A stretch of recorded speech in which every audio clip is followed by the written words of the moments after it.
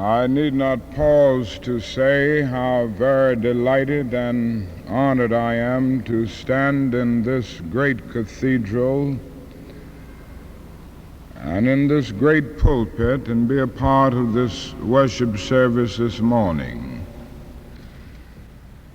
And I certainly want to express my deep and sincere gratitude to my dear and abiding friend Bishop Pike and to Dean Bartlett and all of the other persons who work in such a noble manner here for extending the invitation for me to come. I cannot stand in this pulpit this morning and in the city of San Francisco, without expressing my deep and abiding appreciation to all of the persons who took time out of their busy schedules, both clergymen and laymen, to come to Selma and Montgomery, Alabama, to be a part of our mighty struggle there for freedom and justice. As I've said so often, injustice anywhere is a threat to justice everywhere. And one cannot stand idly by in any community, however far it may be from the particular area of struggle, and not be concerned. And I'm so happy that there were concerned people in this area of the country who came in large numbers to make a witness for freedom and justice. Racial injustice is still the Negro's burden and America's shame. And we will never rise to our full maturity as a nation. And we will never realize the American dream until we can remove this terrible cancer from the body politic. And this, after all, is what the whole struggle is about. It is not just a lot of noise and needless marching, but it is at bottom a struggle to establish a reign of justice and a rule of love all over this nation and in every community. And we know this morning, as we stand and sit bare under the scrutiny of God, that no section of our country can boast of clean hands in the area of brotherhood. And we are challenged to work with renewed vigor, with passionate determination to make brotherhood a reality. And so I just wanted to say a word of thanks and to express my personal appreciation and that of all those who work with me for the financial and the moral support that we have received from this area of the country. I need not remind you that our struggle is very difficult and it's very costly.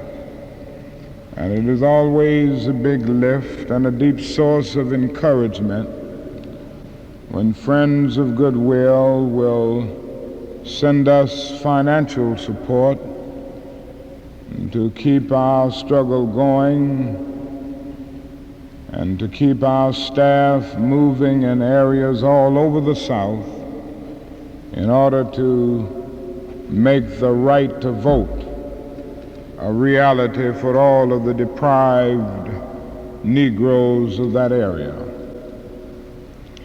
But I did not come here this morning to talk about the civil rights I came as a minister of the gospel to preach a sermon in this great and beautiful cathedral. And I certainly want to commend you for the completion of this beautiful, lasting cathedral. And the first, I understand, of the major Episcopal cathedrals to be completed in our nation. So it is an additional joy to me, because of that, to be with you this morning. I would like to use as a subject from which to preach the three dimensions of a complete life.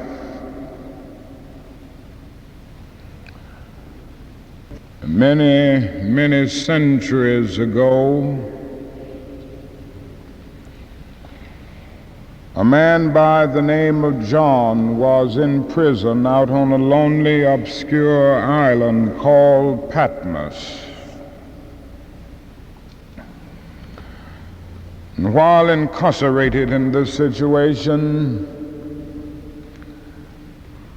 John had a vision of the new Jerusalem descending out of heaven from God.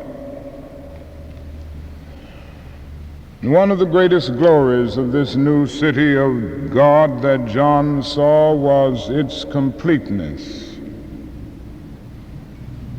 It was not partial and one-sided, but it was complete in all three of its dimensions. And so in describing the city over in the 16th chapter and the 21st verse of the book of Revelation, John says this: the length and the breadth and the height of it are equal. In other words, this new city of God, this city of ideal humanity, is not up on one side and down on the other, but it is complete on all sides. Now, John is saying something quite significant here. And so often we look upon the book of Revelation as a difficult book, puzzling to decode. And certainly we accept everything in the book of Revelation as a record of actual historical occurrences. It is a difficult book, shrouded with impenetrable mysteries. But if we will look beneath the peculiar jargon of the author, what biblical theologians would call the prevailing apocalyptic symbolism, we will find in the book of Revelation many eternal truths which forever confront us. And one such truth is the truth of this text. For what John is really saying is this, that life at its best and life as it should be is a life that is complete on all sides. And so there are three dimensions of any complete life to which we can fitly give the words of our text: length, breadth, and height. Now, the length of life, as we shall use it here, is not its longevity, not its duration, not how long it lasts. It is the push of a life forward to achieve its own personal ends and ambitions.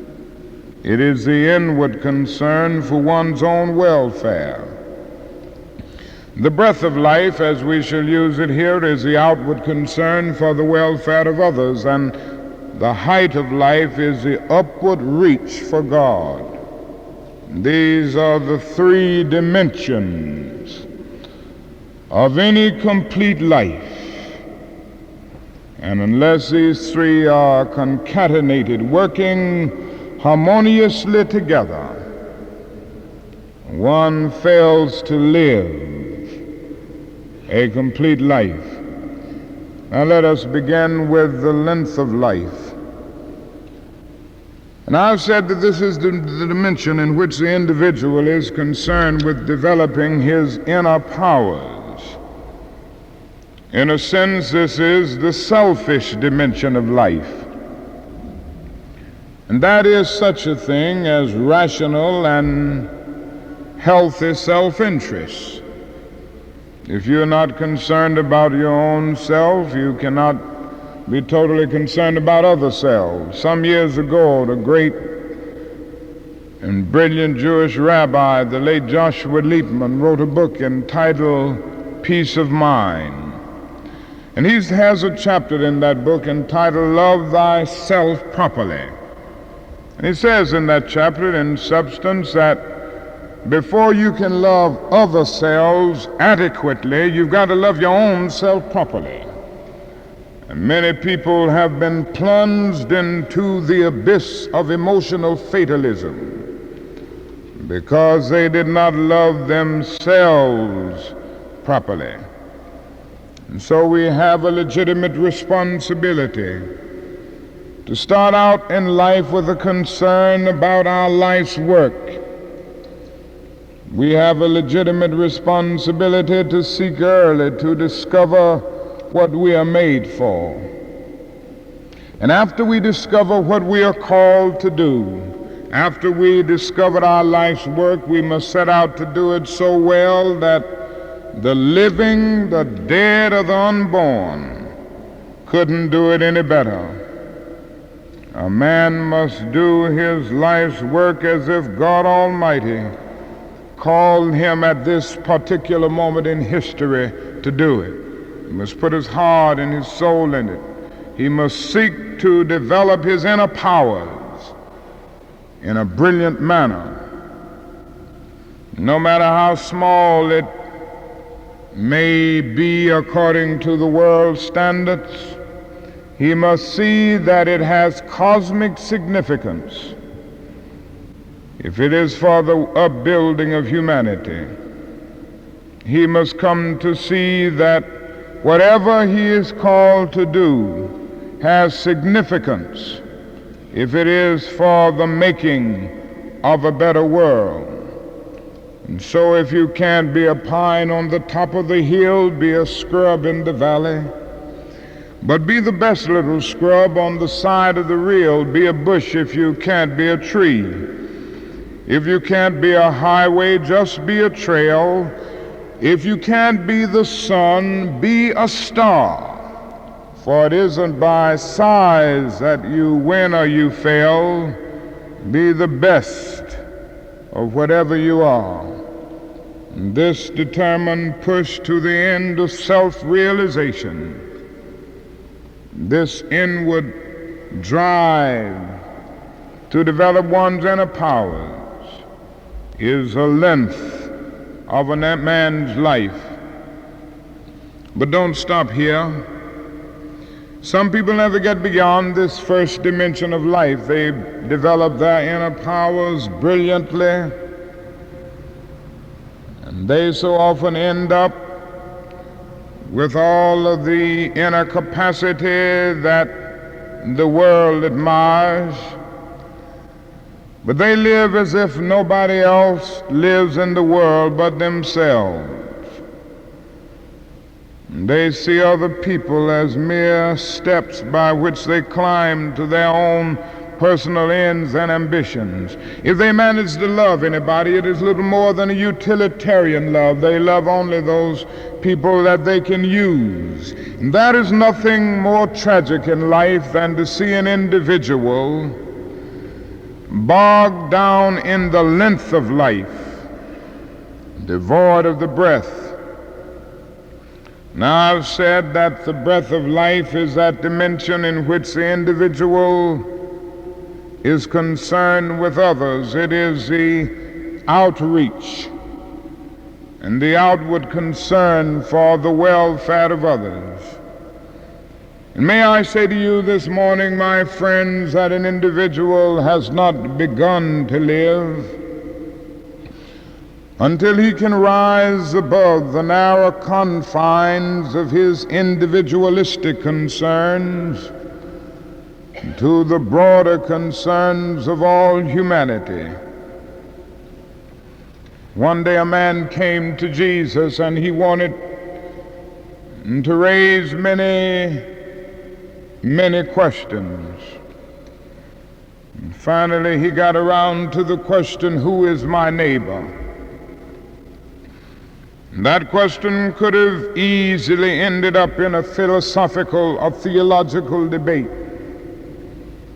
But Jesus, determined not to get bogged down in the paralysis of analysis, immediately pulled that question out of thin air and placed it on a dangerous curve between Jerusalem and Jericho.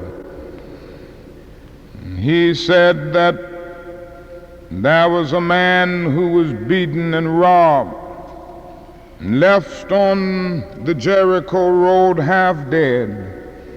3 men passed. A Levite and a priest came by, and they went on the other side and didn't stop to aid the man. And finally, a Samaritan came by. He got down from his beast, he got on the ground, administered first aid, and helped the man in need. Jesus said, in substance, this was the great man.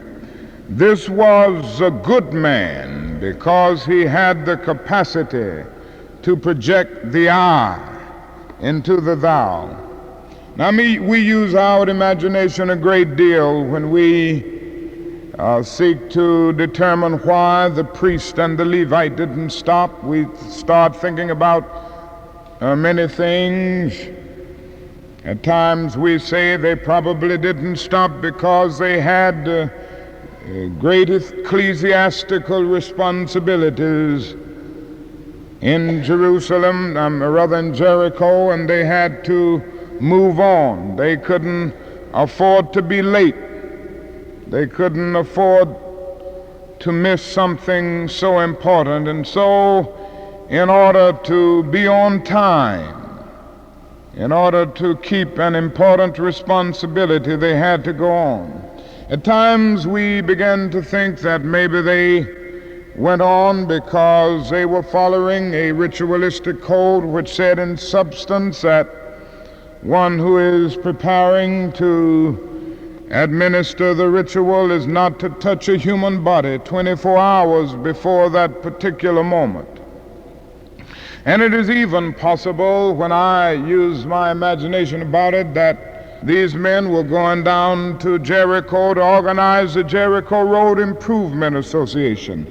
And maybe they felt it was better to get at the problem by dealing with the causal source rather than getting bogged down with any individual effect.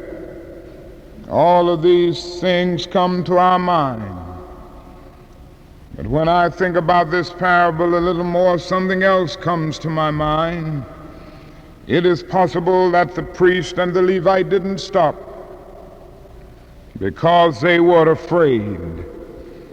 The Jericho road is a dangerous road. I remember some time ago, Mrs. King and I were in Jerusalem, and we rented a car and drove from Jerusalem down to Jericho. And as soon as I started out, I said to my wife, I see why Jesus used this as a setting for his parable. Here you have a meandering road, conducive for robbery. It came to be known during the days of Jesus as the Bloody Pass. Here is Jerusalem, some 2,200 feet above sea level. And here is Jericho, some 1,200 feet below sea level. And you go that distance within about 18 miles. It's a dangerous and difficult road. And it is altogether possible that the first question that the priests raised, the first question that the Levite raised was this: if I stop to help this man, what will happen to me? But the Good Samaritan, by the very nature of his concern, reversed the question. If I do not stop to help this man, what will happen to him? And this was a great man because he had the capacity for a dangerous altruism. This was a great man because he had not only risen to the heights of economic security, but because he could condescend to the depths of human need. And he realized the words of Jesus, "He who is greatest among you shall be your servant." Now, this text has a great deal of relevance. The racial crisis that we are facing in our country today, everybody knows about this crisis. It is known in every home. It is known in every city and every village. Everybody knows that there is a social revolution taking place in our nation today.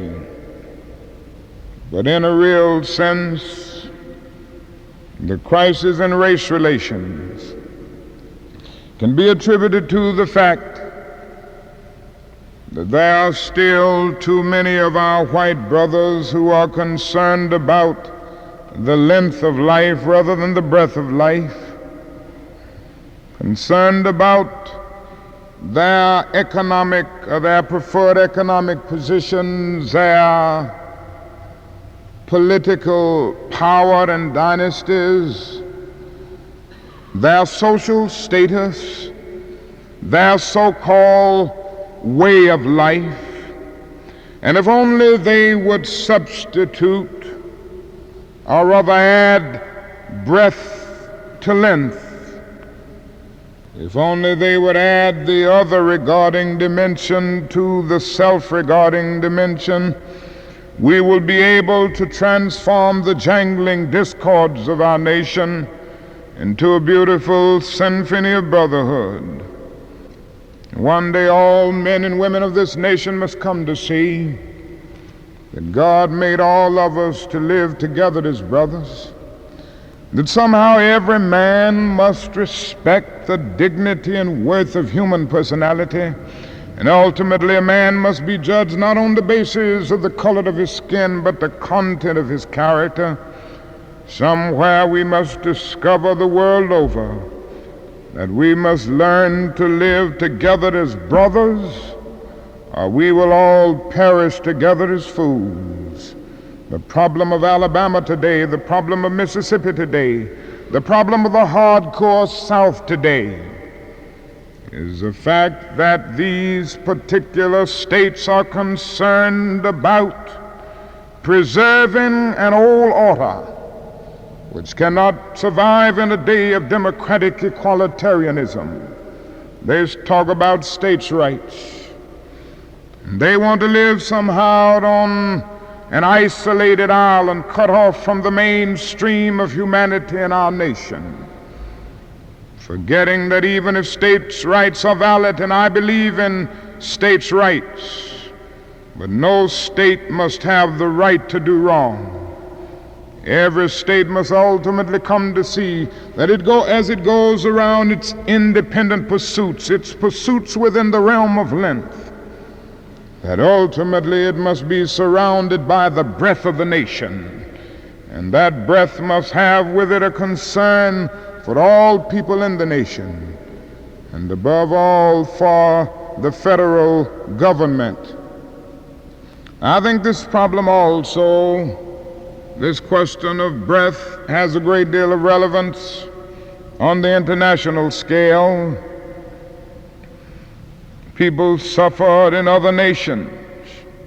They suffer poverty, they suffer man's inhumanity to man.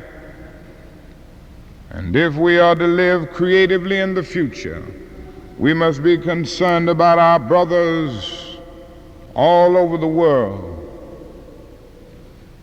For the length, or rather the breadth of life, means in the final analysis that no individual and no nation can live alone. Mrs. King and I journeyed to that great country of India not too long ago. I never will forget the experience. It was a marvelous experience to meet and talk with the great leaders of India.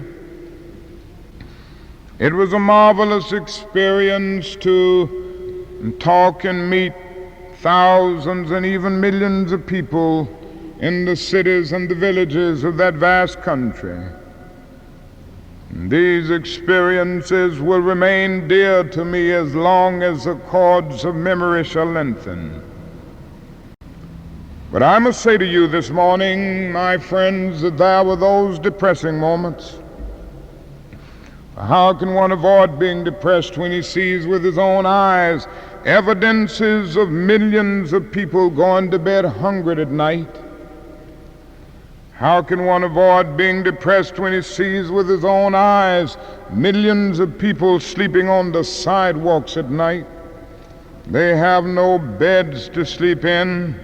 They have no houses to go in. More than 1 million people sleep on the sidewalks of Bombay every night. More than 600,000 sleep on the sidewalks of Calcutta every night.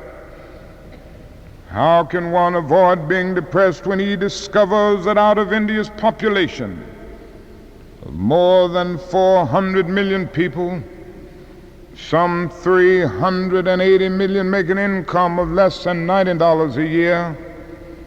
And most of these people have never seen a doctor or a dentist.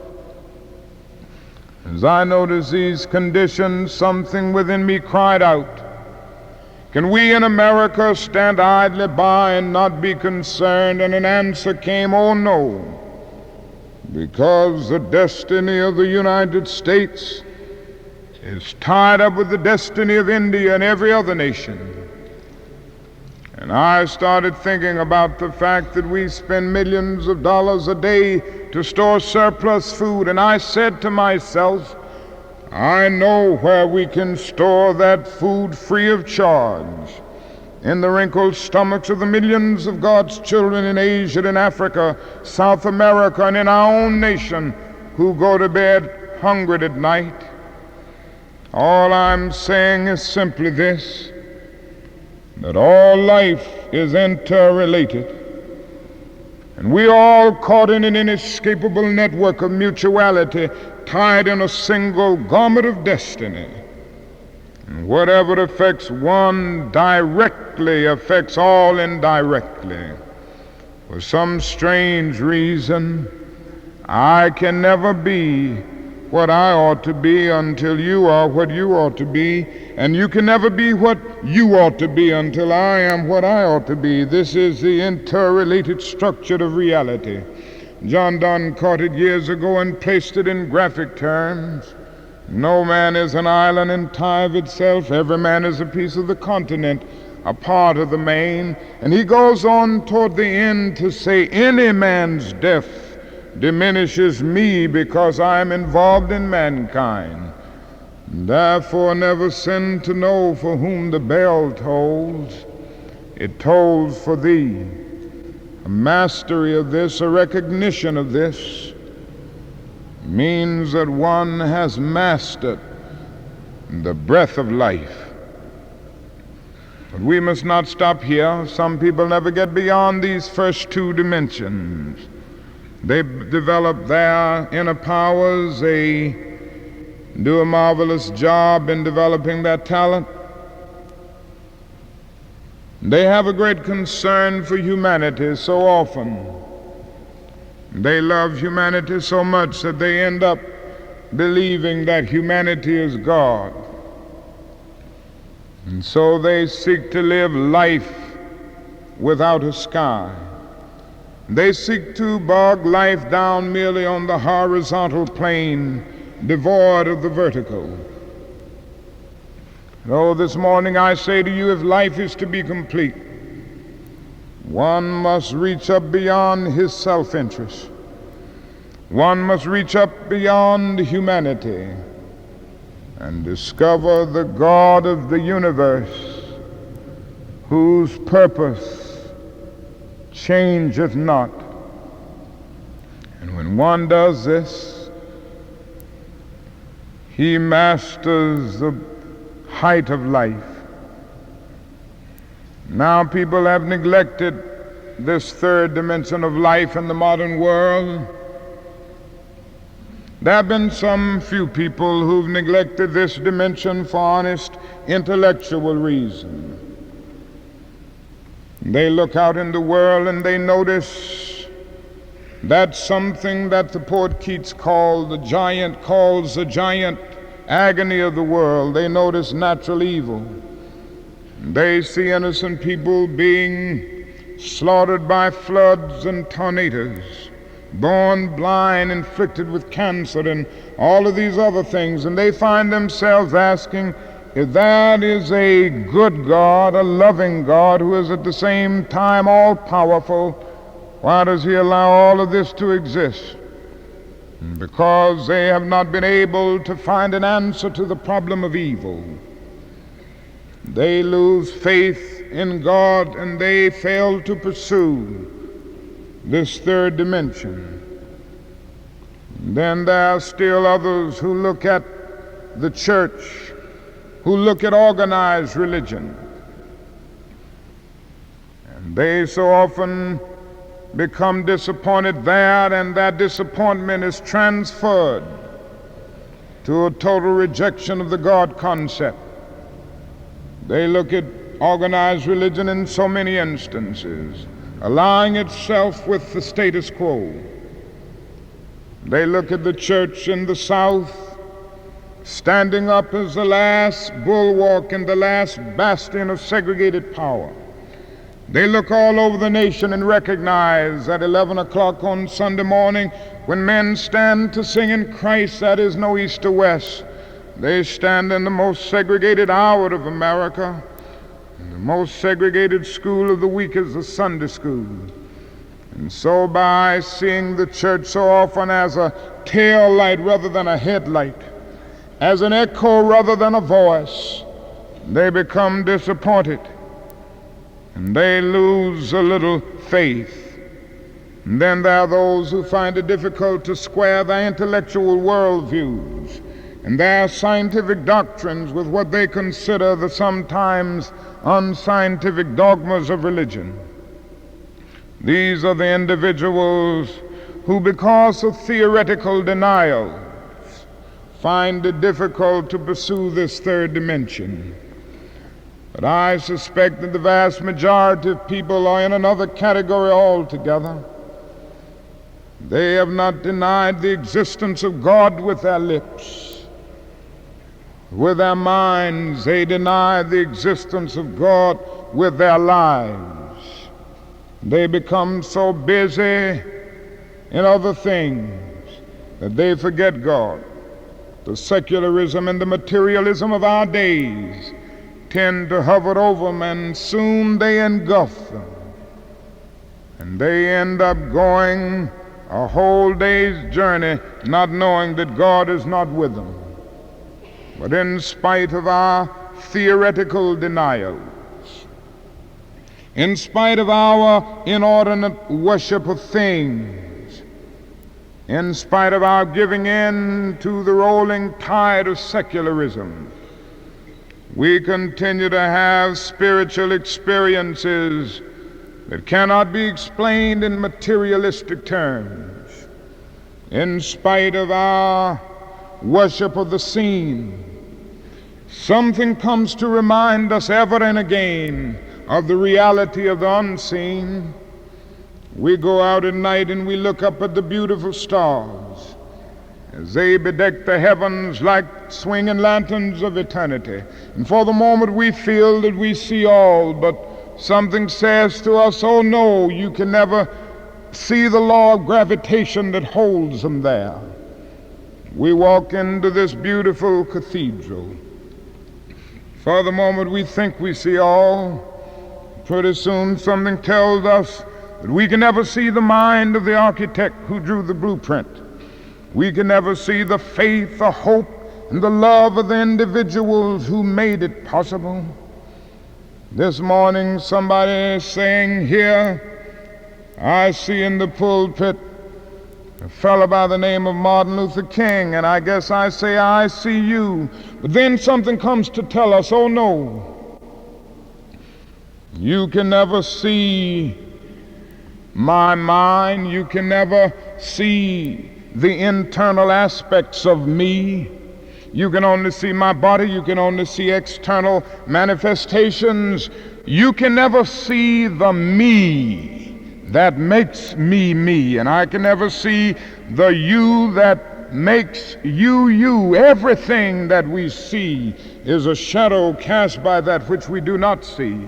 Plato was right. The visible is a shadow cast by the invisible. And even though we can't see God, He's still around in all of our new knowledge, all of our scientific delvings, and banish God neither from the microcosmic compass of the atom, nor from the vast, unfathomable ranges of interstellar space, living in a universe in which we are forced to measure stellar distance in light years, confronted with the illimitable expanse of the solar system, where stars are 500 million miles from the earth, and heavenly bodies travel at incredible speed, and the ages of planets are reckoned in terms of billions of years. Modern man is forced to cry out with the psalmist of old, when I behold the heavens, the moon and the stars, the work of thy hands, and all that thou hast created. What is man that thou art mindful of him, and the Son of Man that thou remembereth him? And so in a real sense, all of our new knowledge can not diminish God's being one iota. And so I say this morning, discover Him. Without Him, all of our efforts turn to ashes, and our sun rises into darkest night. Without Him, the whole drama of life is little more than a tragic comedy played over and over again with slight changes in costume and scenery. But with Him, we are able to rise from the fatigue of despair to the buoyancy of hope. And St. Augustine was right. We were made for God, and we will be restless until we find rest in Him. And I say this morning, not as some theological or philosophical display, but as something that I've experienced in my own life. I've seen it so much over the last few years in the midst of the struggle that we've had in the South.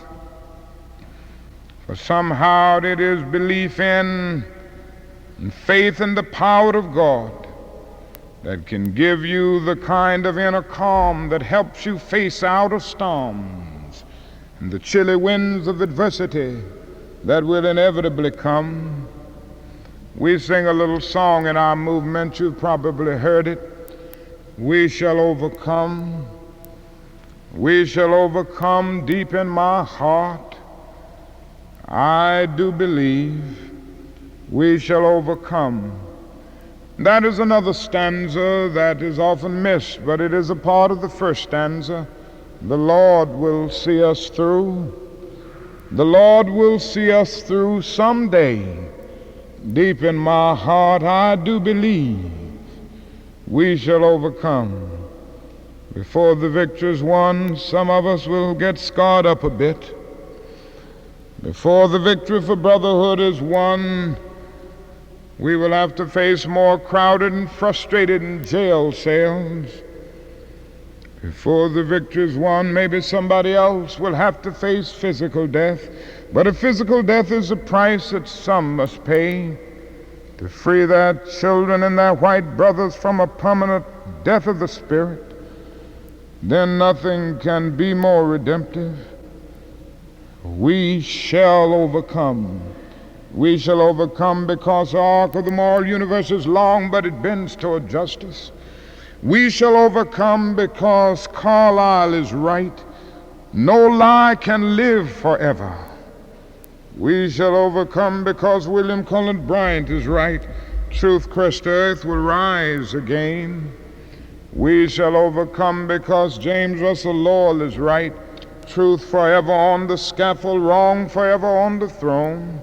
Yet that scaffold sways the future, and behind the dim unknown standeth God within the shadow, keeping watch above his own. With this faith, we will be able to hew out of the mountain of despair a stone of hope.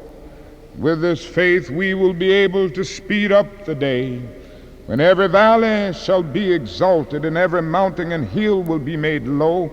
The rough places will be made plain, and the crooked places straight, and the glory of the Lord shall be revealed, and all flesh shall see it together.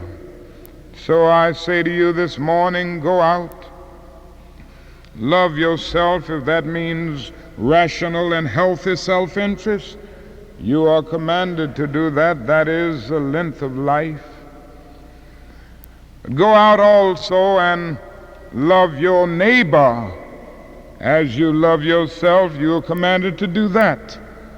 That is the breath of life. But never forget that that is an even greater and a first commandment. Love the Lord thy God with all thy heart, with all thy soul, with all thy mind, and with all thy strength.